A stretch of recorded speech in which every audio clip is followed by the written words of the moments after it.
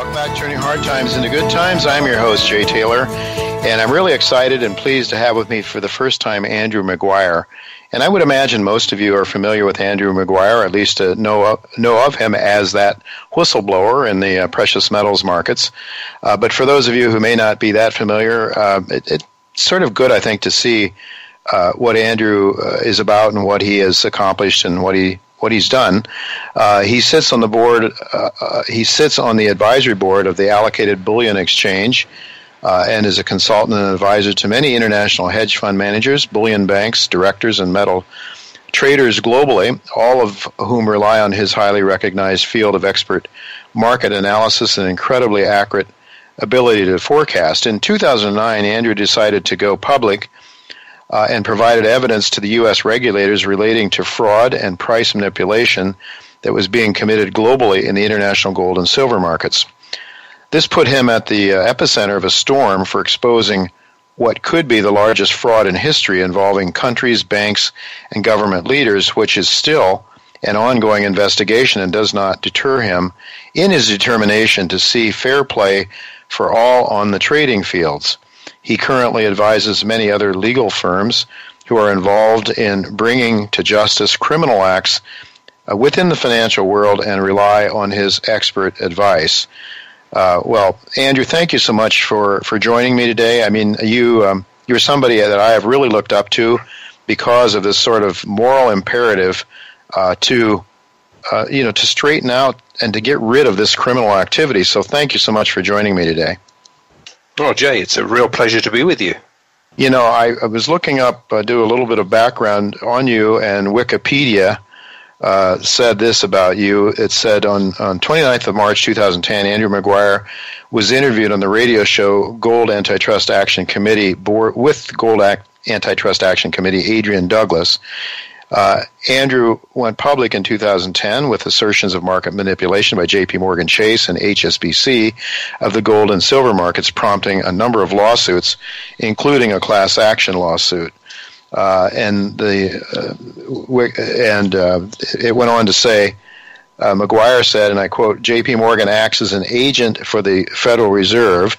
They act to halt the rise of gold and silver against the U.S. dollar. J.P. Morgan is insulated from potential losses on their short positions by the Fed and or the U.S. taxpayer.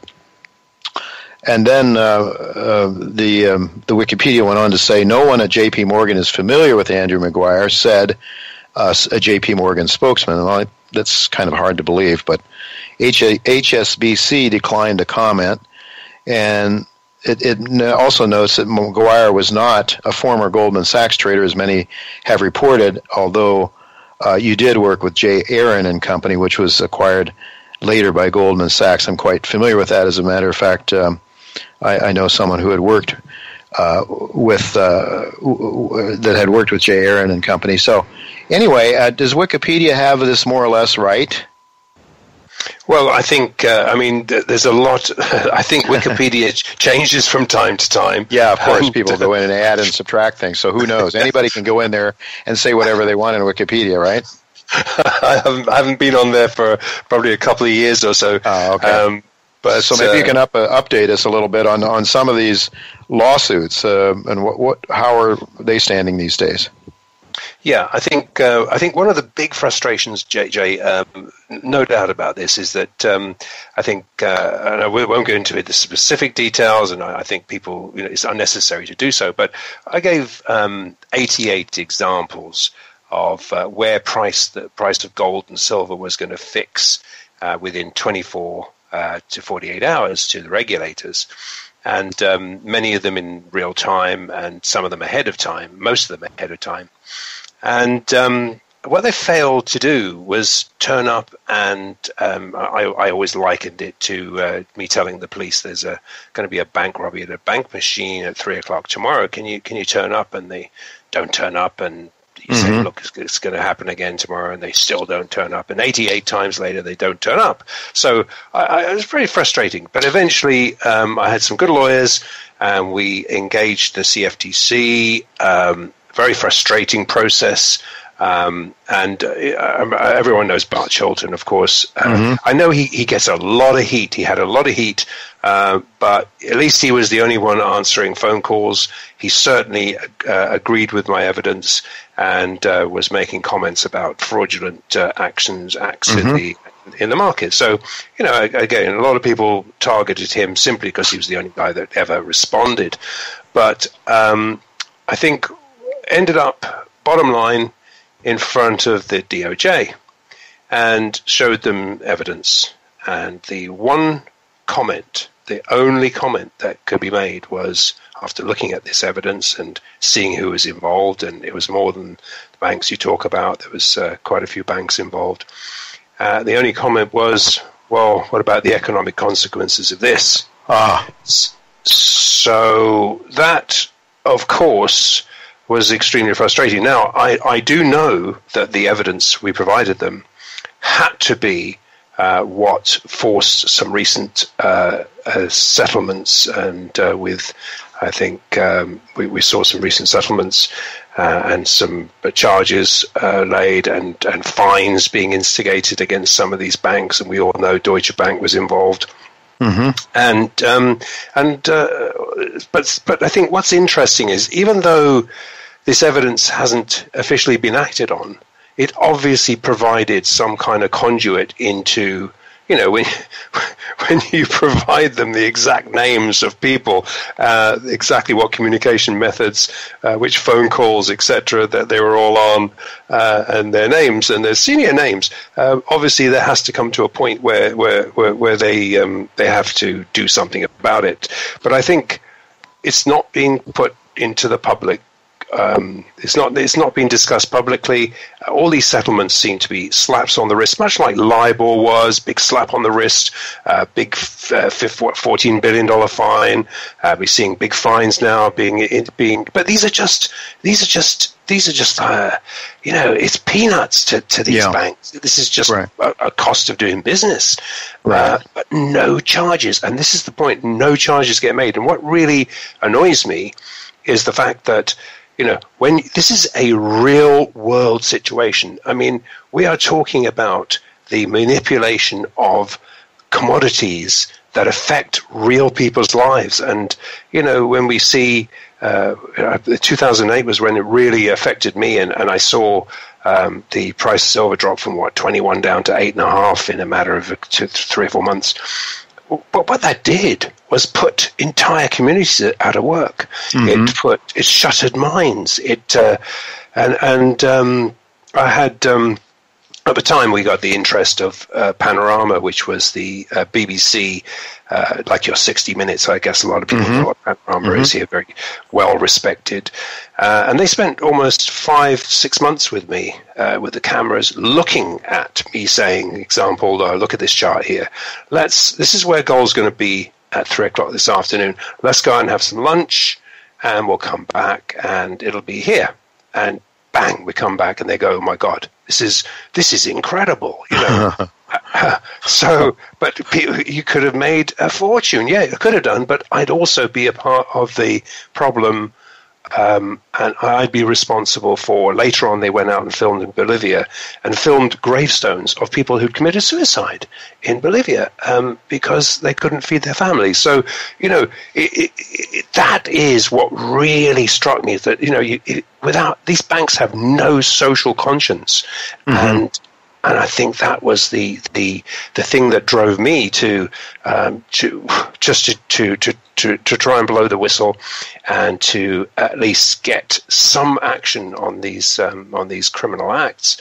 Yeah. And but recently we've seen, so now that's all in a nutshell. So in other words, no one can see inside that. That's what's going on. We can just see there's some fines being instigated. But I think what is interesting now is that the class action suit that was recently, I'm sure you know all about this, is done you saw it in New York recently. Mm-hmm. They have, for the first time, been afforded some degree of discovery. And although Deutsche Bank may have got immunity from the DOJ and the regulators, they don't have immunity when it comes to civil suits. And they have agreed to provide evidence. if it's asked for and if it's correctly asked for. Obviously, you can't ask for everything, and you're not going to get it. But it needs to be rifle shotted at the kind of evidence that we gave to the regulators, and I think then it will come out. So I think, long story short, this will actually come out. And even though the regulators may have kept it under the radar, if it gets to discovery, now here's my only concern, is that if I was in the shoes of these crooked banks, what would I do? I would avoid going to discovery. I would just settle. And that's my only concern, is that no admissions have been made. The pedestrian view is that it has, but there hasn't been any admissions made. All they've done is agree to is get the courts to agree to provide some degree of discovery. So that's my concern. I think if that occurs, and if they do settle before any discovery is afforded, there's still plenty of opportunity for fresh suits to come out of the woodwork. And I'm talking from the point of view of producers who've lost money all the way up the line, and in different countries. It doesn't have to be in the US. It can be in other countries. So this thing will not stay under covers for that much longer, regardless of how this particular case plays out. But I'm pretty sure there'll be some form of settlement in this case. Well, it's important, it seems to me, Andrew, that people are viewed as criminals for criminal activity. Otherwise, it reminds me, it's so much like the housing crisis here, the housing bust that occurred with thanks to a great deal of criminal activity, not only starting with the Federal Reserve, which creates infinite amounts of money, which leads to all kinds of problems, but we know how the rating agencies were corrupted, and how even the Wall Street Journal wouldn't report what was really true because of everybody's afraid. And the mining companies that you talk about, they should be up in arms, because they and the people that work for them and the communities, as you point out, are being hurt very badly by this criminal activity. And unless, it's just hard to see how things really get turned around unless somewhere along the line, the people who are the criminals are put in jail.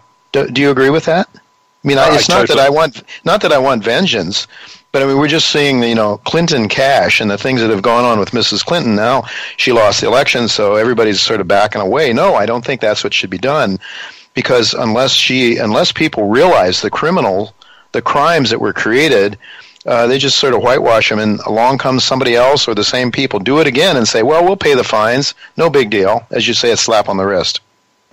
And it should go all the way up the line to the CEO of these corporations and these banks. They cannot deny that they know what's going on. They have to know what's going on. And I think some of this evidence that's come out is so damning that it leads all the way down the rabbit hole to these people. And I think that's why nothing has been discussed openly, and that's why no charges have come out.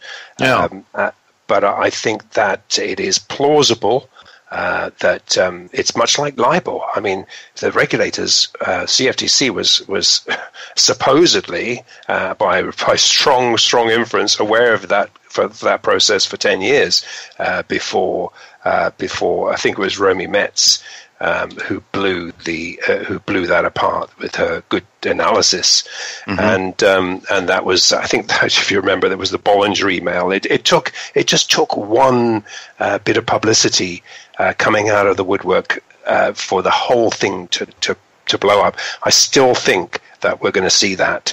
And I don't think this is over by any means at all. So yes, I think they should. These guys should be put in jail and locked up to making a good example.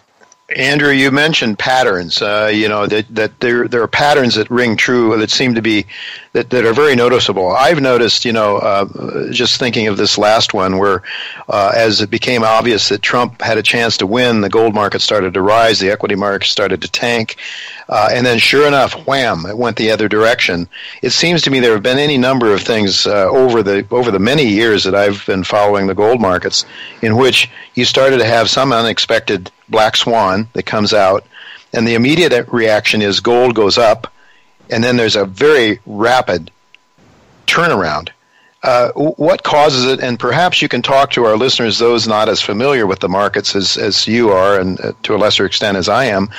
how is this manipulation carried forward? How is it put into effect? And maybe relate it to what just happened in the gold markets this past week. Yeah, and I think particularly this week, it's a great example this week because it cannot be ignored. I mean, the sort of volumes we saw, and again, much like I'm sure you and everybody that listens to you, I'm sure was awake and watched this thing unfold, this elections unfold. And of course, we were in the middle of the small hours here in the UK. Yeah, but it was pretty clear that this all of a sudden. It appeared that everyone had got it wrong, and now the night before, and even I mean, I track the markets for our clients all the time, and for our own wholesale business. But there was clearly that morning, even after the markets had opened, there was a 90% bet in that Clinton was going to win, and so we saw gold being sold ahead of that. We saw risk spiking up, and then bang! All of a sudden, just like deja vu, when Brexit, it dawned on people that hang on. This is not working out as we thought it was. And this wrong footing, it caused a massive spike down in risk on, as we know. I think I saw the S&P's down, 4.6% at one point, 100 points. And then we saw a massive spike higher in safe haven gold. But, I mean, a load of people were really frustrated that spike high didn't hold. Well, here's the problem, is that the wholesale market had not yet reacted. Now, bear in mind, we're talking about a synthetically driven marketplace. Right. And so what happened was that the knee-jerk reaction, the short covering, the spike higher, left the physical market slightly behind. Now, that's not to say the physical market would not have caught up. But now, let's face it, people say to me all the time how it's not possible that central banks are manipulating gold, or as we call them, officials are not manipulating gold. Well, hang on a minute. Gold is just one component of an FX market. And it is, so, I mean, people forget, it's not just a commodity. It is actually a cash currency. So if you are long dollar, you're short gold. If you're long gold, you're short dollar. Now, all central banks admit to intervening, let's call it a nice word for it, in the currency markets and in those markets, particularly every single day. It's a 5 trillion a day market, and there's management going on. But of course, it couldn't possibly extend to gold, even though it's just one component of that. So everything else but gold. Everything is but gold or silver. Yeah, absolutely. So, but here, Jay, I think it's important to step back. Look at where the problem lays. It lays with the structure of the synthetic gold market, which is so highly leveraged, and it's paper-centric, and it's in the hands of a very few insiders. And, I mean, just look at the COMEX, for example. It's not viewed as a delivery market. It's all but a minuscule number of physical bars ever leave the warehouse. Now, delivery, and I'm sure a lot of your listeners probably know this, delivery is effected by way of a forklift truck driving pallets of gold or silver across the blue warehouse center line from one side to the other. Sure. Period. That's it. That's the end of it. There's nothing exiting the warehouse. And I mean, and to be honest, as a wholesaler, I don't want nobody I know, nobody wants to have to take to delivery and have to refine lower quality 995 COMEX bars into the more fungible 49s kilo bars that we all trade and I'm talking about physically trade and physically deliver. So, these 9995 bars, to me, I see these bars as casino chips. They're not wanted. Now, because no one is expected to take physical delivery, the COMEX exchange has become, this is why I call it a casino. And what I mean by that is that the speculators, or the hot money as we call them, can be relied upon to never take delivery. So they become the regular target for the insiders. And, so people say, yeah, but hang on, there's a long to every short. So all things ought to be equal. And agreed, it ought to be equal. And all arguments denying manipulation anchor on that very valid point. However, it is the very nature of this large synthetic open interest structure that sets up bouts of insider-controlled directional short selling. And I'm referring to the long-standing wash and rinse cycle that we saw an example of this week and since the election. I mean, really, this creates unnecessary volatility and has many traders and investors wary about investing in gold or silver. And that's the net result of all this volatility. So, I mean, I could, Jay, I could go on and on and on and bore. I don't want to bore your listeners here. No, you're certainly not boring them, but I just have to pass on one question from a listener who knew you were coming on. He said, please ask Andrew in your upcoming interview, when on earth is this thing going to be resolved?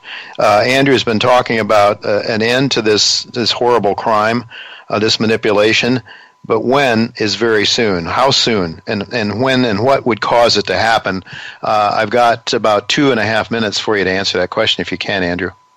Yeah, okay. Well, and that's exactly why I'm now, regulators having done nothing, I'm now associated myself with the allocated bullion exchange. And this is the question, is when will this end exactly?